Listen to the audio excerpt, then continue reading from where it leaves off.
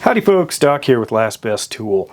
And today I've decided I want to start a movement. And I am calling this movement NASP, N-A-S-P. And it's not another sticky plier.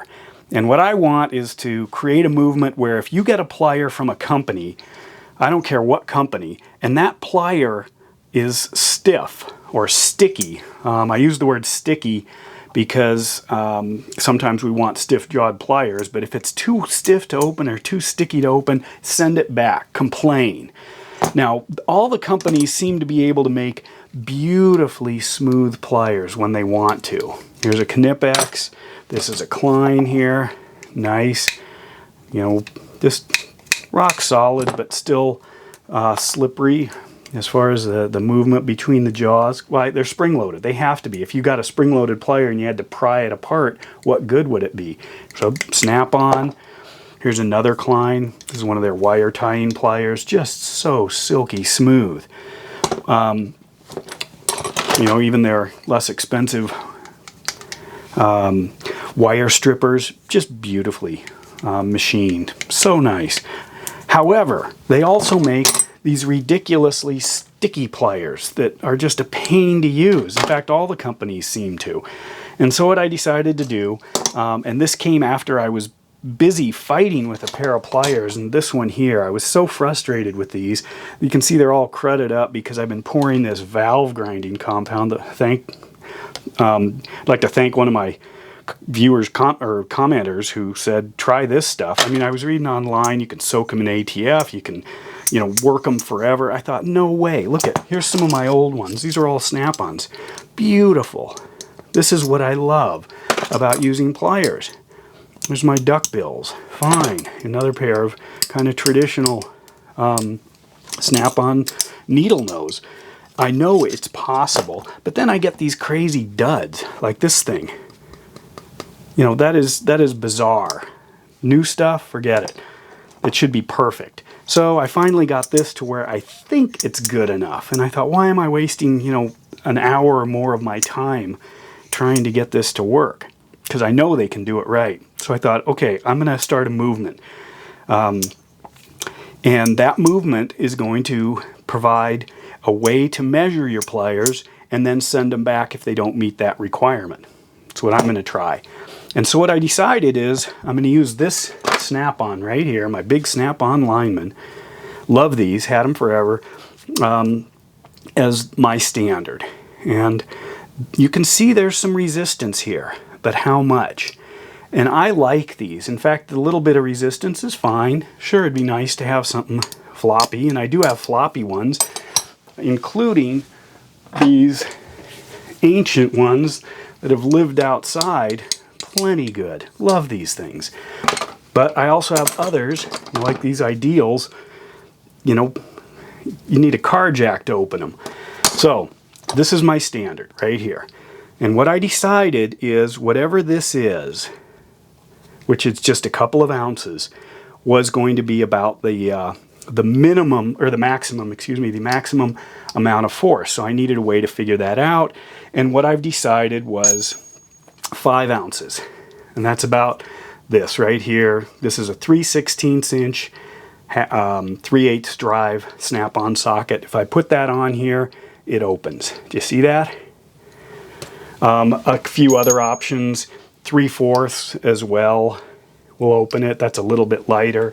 Or a 19 millimeter. Perfect. So that's my standard right there. So grab your socket. It's about 5 ounces and see if it opens up your pliers. Now I'm going to pick on Klein quite a bit here, as well as Knipex and Craftsman and Ideal and Snap-on, of course. But anyway, I get so frustrated, you know, when I get a pair of pliers, beautiful. You know, I think the world of Klein when I get stuff like these giant linemans here. But then I get another pair. Here's my test. Nothing. Look at that. That is ridiculous. It's going to take way too much to open it. And in fact, what if I use this? Here's a 36 millimeter wrench, or I mean socket. This one gets it to start opening. Well, here's those Ideals. Look at that. This is 4 times as much weight as this one, and it's not opening it. It's crazy. You know, here's a Klein, another Klein. Look at that, beautiful, silky smooth. This one, beautiful little machined needle nose. I cannot open it with 5 ounces of weight. I have to yank it. Here's a Knipex. Look at that. Easily opens on this one. Let's try this one. No, doesn't open. For a precision pair of pliers, this should be silky smooth, and it's not. Crazy, ridiculous, maddening. Mac, this one falls open. So I know Mac can do it. Here's a Craftsman. This is a Craftsman Professional. Falls open. I know they can do it. So let's take this up a notch. By the way, a couple other measurements. This 15mm wrench with a hose clamp on it also counts. So if I want to measure something, I can put this on it and hang it to see. In this case, it's not opening. Or a 16mm if you can fit the end of it through. So let's take a look at some of these now. Snap on. What kind of got me wondering is I wanted to perfect a way to open the, or to loosen these up so I could do it across the board on my sticky pliers. And I thought, why? I'm paying a premium for these things and they're sticky. They're sticking. In fact, this one's got a spring in it, but if I take that spring out of the equation and then drop my socket on it, no, it doesn't open. I have to put the spring in it to get it to open. And that's crazy. That should not happen for an expensive plier like that. Its counterpart, right here, this one, if I take the spring out, it still opens. So I know they can do it, but this, I should not be paying that much for a sticky pair of pliers. These were a disaster. Look at this. This particular one, what happens here? Oh yeah, I can open this pair with a 36. What about this pair? Look at that. This was my original pair, and remember I complained and they sent me this one? So this doesn't even open with 20 ounces of weight on it. This one still doesn't open with my industry standard 5 ounces. Won't happen. These Kleins, these are a disaster. I've got 2 pairs of them. Neither one opens. I mean, they are really stiff. They will open if I do excessive weight, but that's crazy. This one, here comes one of the conundrums. I've got cutting pliers, and I've got ones that might break free, but then hang up. So I haven't decided. I think these should go back. They should be smooth all the way. Cutting pliers are a caveat because of the way they're designed. So now let's take a trip. Milwaukee, grabbed some Milwaukee pliers. Let's see how they fare. Here's little Milwaukee cutters. Forget it. They don't need that, but they're too stiff. This one, that one almost falls open on its own. Good enough. This one starts to. Yeah, this is how far it goes. So it's got a hiccup in the middle. So I think that one should go back. It should be smoother than that. What about my beautiful, expensive flush cutting pliers? Look at this. That is ridiculous. These should open. Try the giant weight. Yeah, they will open under that, but that's pushing it. These should be flawless, and they're not. Craftsman. Let's try some of these. This one falls open. That's good. Beautiful. Falls open. Not great cutter. Look at that. Lineman. They can do it right. Here. These are fairly new. Nope. Fail. In fact, see how they do with this one. Look at that. They barely. That's crazy. Shouldn't happen. These, the duck bills on these Craftsmans, fail. Should go back. And then let's try some more Kleins here. Let's take a look. So here's more of these. What happens? Now this is the one I originally worked, or the model I worked on, trying to get it, dig it all the way down out of here from the bottom. So you can see one I've worked on that does open. It's kind of crunchy. Look at that. Barely. What about this one? 0. That is ridiculous. In fact, how bad is it? Look at that. Almost holds the big one. Breaks free. That's crazy. Trying to do precision work, these are awful. Awful, awful, awful. Now, the cutters, on the other hand, are a little different. Now, Klein makes a really nice cutter here. Look at how smooth that is. This passes flying colors. This Klein, on the other hand, look at that. Nope. But the jaw profile, I mean, it intersects really tight up here. So if I break it free, that's what I'm using as my measure here. This will, if they're free, if they aren't touching, this does open it. So I'm going to call these a pass.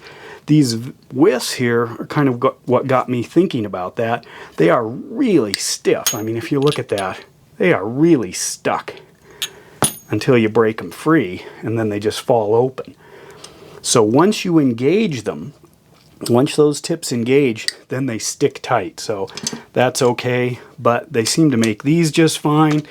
These, perfect. Now, here's the experiment. So, got these here. Here are 8 Klein hybrid pliers. This is one of my favorite Klein tools. Okay, right here. And just because you see these here doesn't mean you're going to get them in your Christmas stocking if you're one of my relatives. Maybe I'll find another use for them. But anyway, let's take a look. So, I grab one. Number 1, fail. Well, this one's going to pass right away, I can see. I'll put that there. Number 2. Look at that. Fail. Number 3. Fail. Number 4. Pass. Number 5. Pass. Number 6. Fail. And number 7. Fail. Okay, or 8 fail, I guess. What do we have? 3 passes, 1, 2, 3, 4, 5 fails. So a majority of them failed. Now, what I want to do is call up Klein and say, hey, I've got 5 pairs of these, or I've got 8 pairs. 5 of them take more than 5 ounces to open. That's too much, I think, for a plier. Because I know Klein can make something solid. And this thing is just maddening. Look at that. Can you imagine that much force trying to open some little things? Anyway, I'm just frustrated, so I want to start a movement. If you get a pair of pliers and it does not work smoothly, grab your socket, 3/4, 13/16, whatever, and put it on the handle, see if it opens. If it does, to me, that's good enough. If it doesn't, you can spend an hour of your precious time trying to get it to work, or you return it because it doesn't work. Others, cable cutters, these are really stiff, but given what they're for, I think that's totally fine. And some of them that have kind of that bump in the middle, you get to decide, but I know we can make silky smooth pliers. Everybody can, and we shouldn't put up with anything outside of perfection in this day and age. And perfection for me is 5 ounces or less. Should be able to do that. If it can't, I don't want it. And I'm not going to spend my time trying to get these things to work and buying valve compound and building an apparatus to shake them and, you know, forget it. Make it right. It should never get off the assembly line, because I know that these, somehow, every one of these spring-loaded ones is silky smooth. Every one I've ever encountered, silky smooth. So you have the technology and the skill. So don't tell me you can't do it, or don't tell me you have to raise the price. Just do it right. Figure out what the problem is, because you get it right, according to these, less than half the time. Anyway, let's start a movement. NASP, not another sticky pliers. And with that, Doc out.